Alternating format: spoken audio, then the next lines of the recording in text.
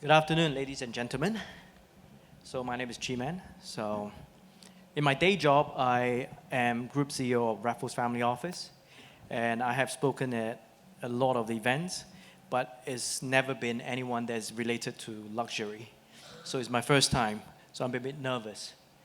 But let me assure you, it's going to be quite interesting, because I think this is the first time that I have experienced, at least, that three people on the stage actually do not agree with each other.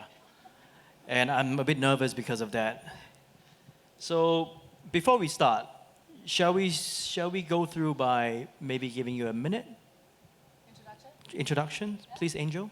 Okay. Hi there, Angel Chia from Hong Kong Academy for Wealth Legacy. I'm sorry, the name is always very mouthful, so I can't even get it right. But we are a non-government organization that is fully funded by the Hong Kong government. If any of you have been following the family office initiatives, we were one of the 8 initiatives that were introduced by the chief executives.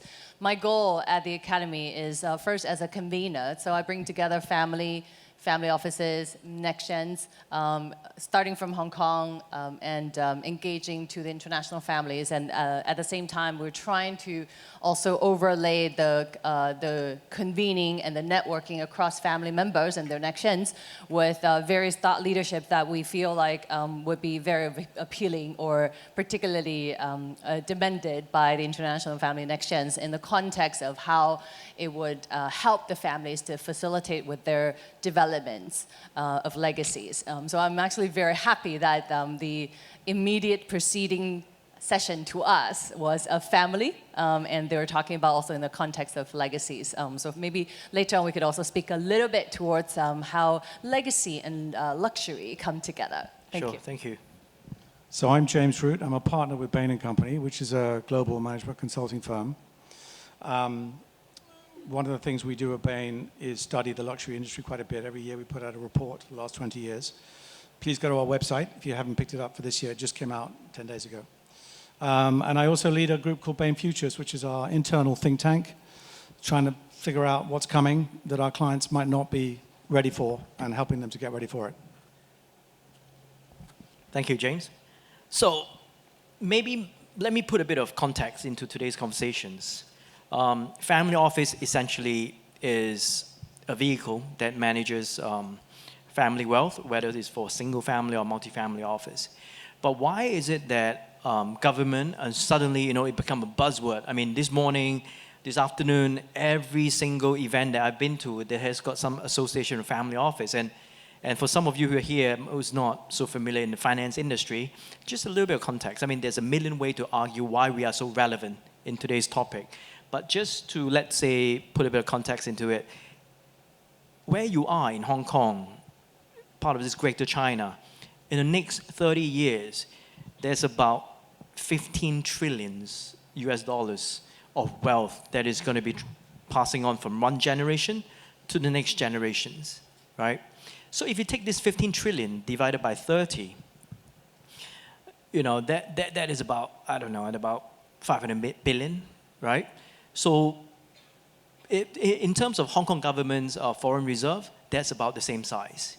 So imagine, you talk to a government official, the chief executive, the financial secretary, Paul Chan, and you say, you know what, today's this 500 billions are managed by his generation, people in his era, by his committee members, with the same kind of mindset.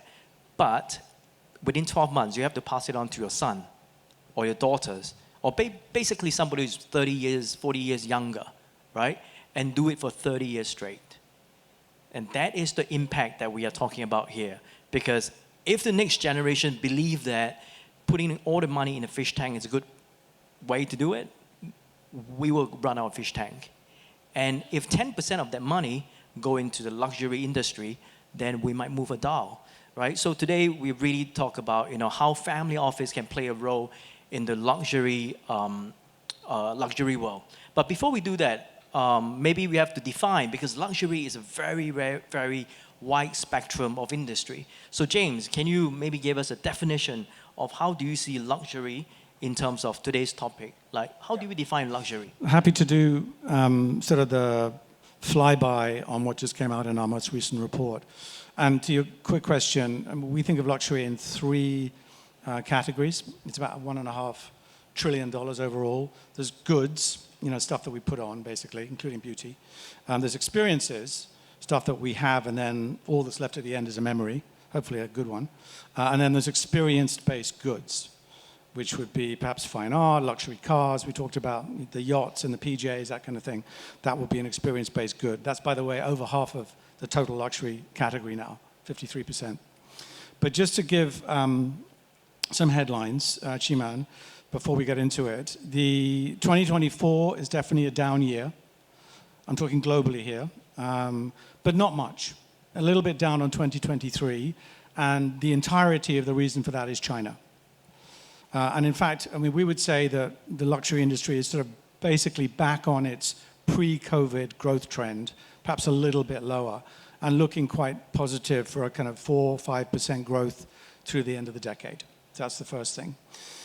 Second thing is that growth has been driven far more by pricing than in the past.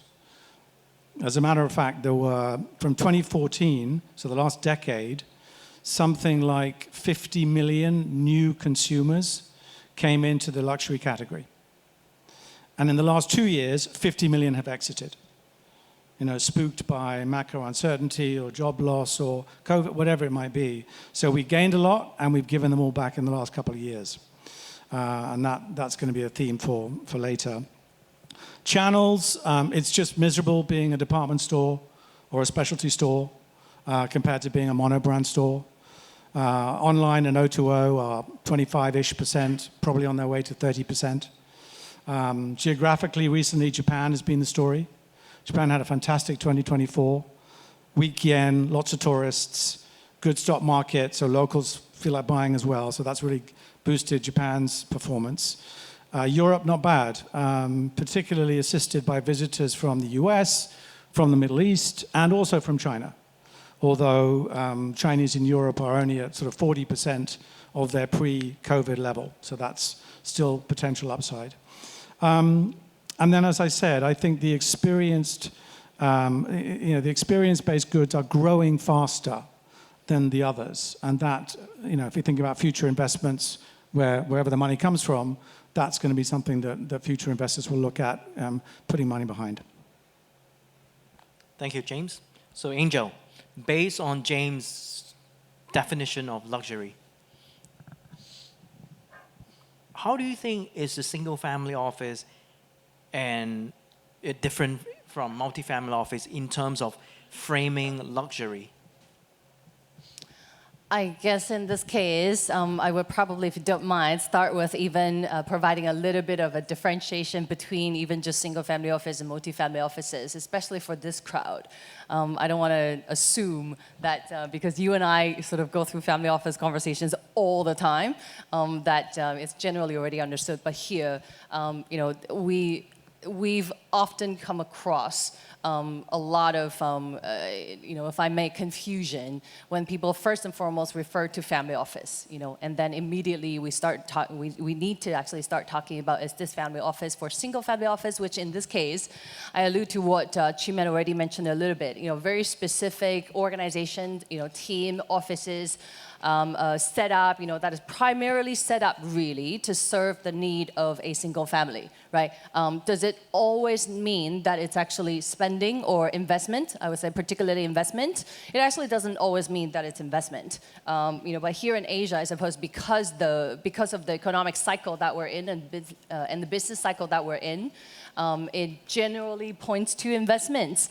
Whereas for multifamily office, it is very important, I think, for us to have a better contextuality, to realize that multifamily offices are, at least by majority, maybe not all the time, but by majority, commercialized activities.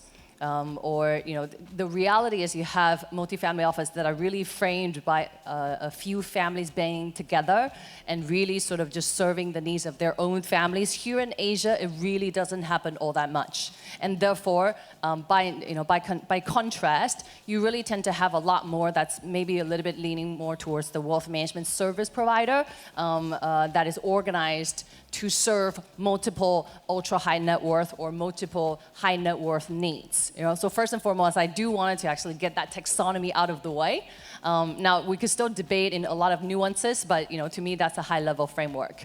So now if we understand the difference between single family offices or the team that primarily services a single family, across all of their needs, investments and others, versus a more commercialized service provider kind of setting for multifamily offices, then you start relating that into what do they do where it pertains to luxuries. Then I would say, there's also a couple of fundamental differences that I usually think about. The first thing is, if I'm talking about single family offices that are serving the primary needs of the families, then where it comes to luxuries, then it probably leans a lot more towards what really the families want, right? So is it really necessarily investment for luxuries, or is it more collectibles, for passion? Which is actually the term that gets used a lot sometimes. If you look at some of the other reports, I'm sorry, I'm not quoting Bain, but I'm quoting Knight Frank, for example, right? The term used actually, investment for collectibles or investments for passion, in my opinion, is something that really needs to tease out a lot more. With the understanding that maybe the single-family offices, the way that they engage with luxuries is, it's a lot more born out of that personal experiences that the particular family and family members are potentially looking for. Whereas for multi-family offices, because we are now talking about a family office operating as a business, then how the family office operating as businesses relate what their clients might need to luxuries, and being able to actually commercialize in the middle, it might look like various type of products. It might look like funds, right? So if I were to give some examples, what you might see a lot more in the multifamily office space is to be able to actually pull some investors' funds together and channel them into some forms of luxuries, be it whiskey funds, be it watch funds, be it maybe some art funds and things like that, right? So so that's actually a very diverse difference that I think we all have to be very careful about. Thank you, Angels. I think the definition was actually on my script, so you just took it away from me. But it's good, it's fine. I'm happy you took it. But no, I'll be agreeable. But just to let you know, Raffles Family Office, we run about 200 families across Asia. In 6 different offices, and out of them, about 40% actually are single-family office. And if you look at who we appointed as a board advisor earlier this year, Chris Chong, who's LVMH South Asia president, right? You'd be surprised, like a firm like Raffles Family Office, why do you appoint Chris Chong as who's South Asia's president as in LVMH? Because the reality is a lot of these 40% of our client actually own luxury brand. Right? And the reality is when they come to us for advice and when they say, how do I grow further? Should I sell? And who do I sell to? How do I sell? Or should I run it? And who do I hire? How do I expand it? To be very honest, we are not the best guy to advise them on. So that's why we got help in Chris. And so a lot of times, like what Angel say, a lot of time, the single family office, they are extremely strategic in terms of the luxury industry. Now, then it comes to multifamily office like us. Then do we go into luxury industry? Definitely we do. I mean, some of the luxury brand in Europe, in Switzerland, whether it's a watch brand, whether it's a sports brand, we look into it. But the moment that we see there's an opportunity, then what we do is we collect the smaller tickets from each different family, different investors, put it into a vehicle and invest and become a financial investor. So in short, I would say, to sum it up, single-family office are generally quite strategic. There's a purpose in terms of why they want to go into this luxury. And for multi-family office like us, generally, I mean, I'm not saying 100%, but generally is more about investment, return, and maybe own some of, a legacy of a brand and legacy, right? So James, I want to go to you now. Where in the global and regional market do you see the biggest growth in opportunity in luxury brands and investment strategy that we can tap into for family office, whether it's single family office or multi-family office? Or other types of investor, yeah. I mean, first of all, I said $1.5 trillion in a $100 trillion global economy. There's plenty of space. There's lots of things to invest in.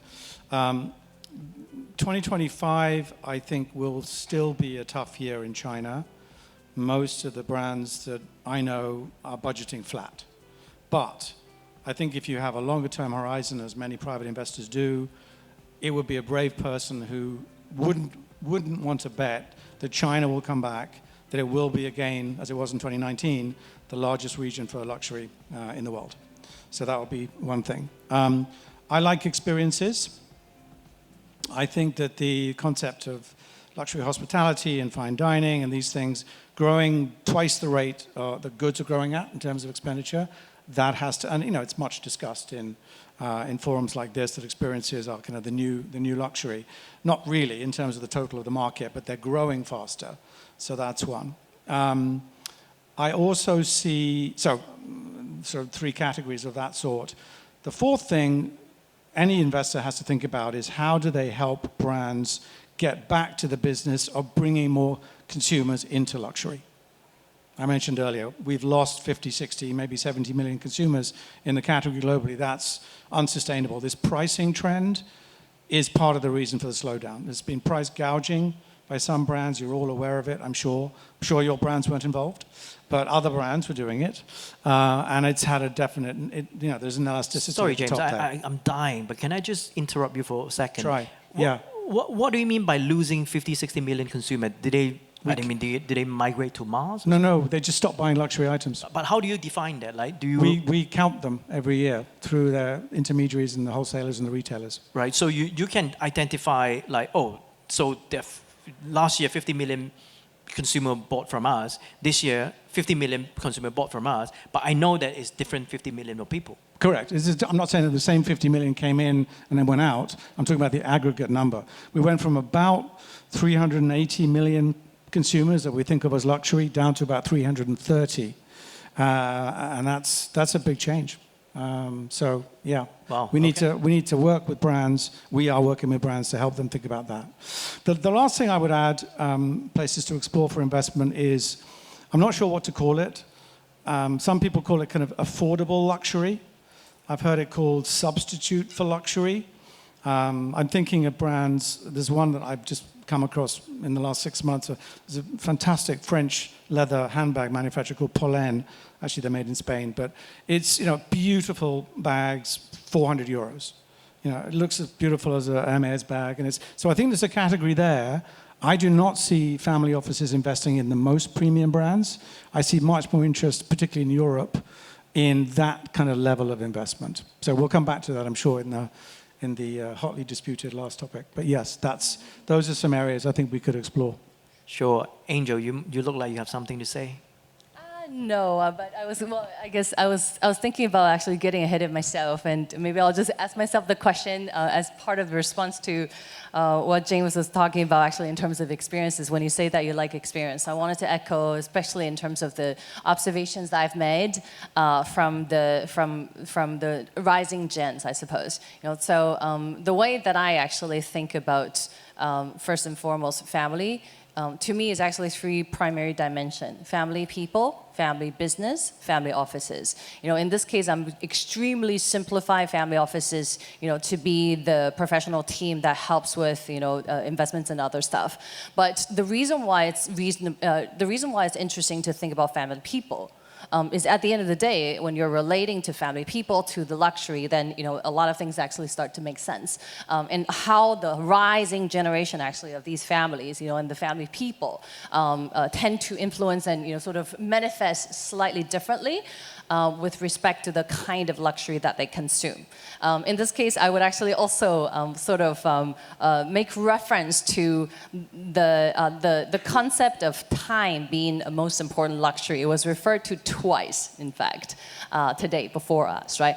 And the fact that time is such a luxury to a rising gen, in my opinion, actually, is the reason why experience and memory creation kind of luxury consumption is so important.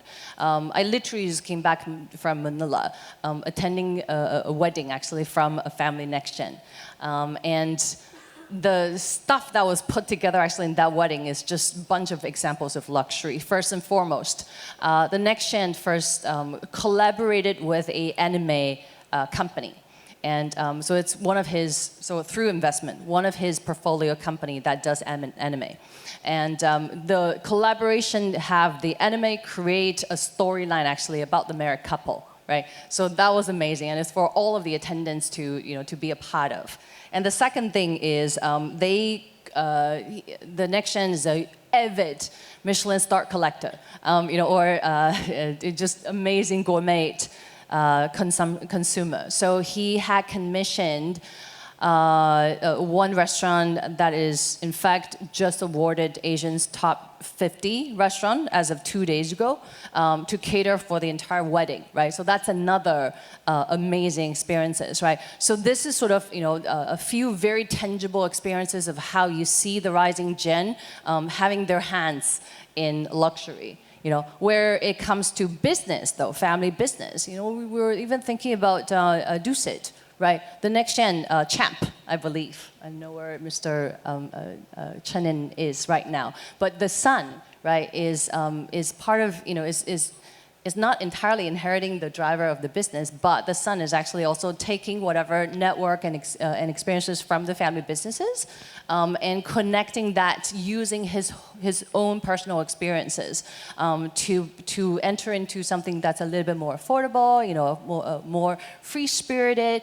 So that's another very important manifestation of how the family business is interacting with luxury. But in this case, I would say that a lot of these interaction comes from the family business already, being in luxury, right? They have the domain knowledge and expertise in order to actually make strategic investments, right? So yeah, I'll stop here. Thank you, Angel. You took some question away from me again. So you basically provided answers before I can ask them. So thank you. And by the way, Angel and I worked together at Family Office Association. I was a founding chairman. She took over, and you know what happened. It grew. Yeah. Okay. I'm going to ask one last question, right? And I'm going to be very extremely clear about what to answer, James and Angel, right? So don't take it away because we have 9 minutes left. Okay.